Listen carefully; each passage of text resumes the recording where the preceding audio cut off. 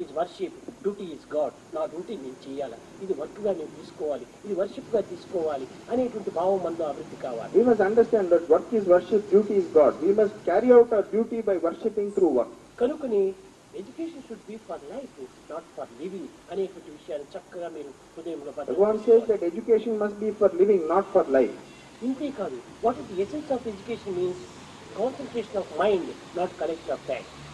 Education is concentration of mind, not a collection of facts. What is the end of education? End of education is character. End of education is character. What is the meaning of education means? Not only knowledge, but it must be act. మనం act లో పెట్టాలి, క్రియా రూపంలో నిరూపించాలి. We must act, we must show in our actions what we mean. ప్రతి ఎందు కూడాను త్రికరణ శుద్ధి, అదే the proper study of men kind is man. Thoughts, words, action మూడింటి యొక్క ఏకత్వం కావాలి. The threefold purity, that is the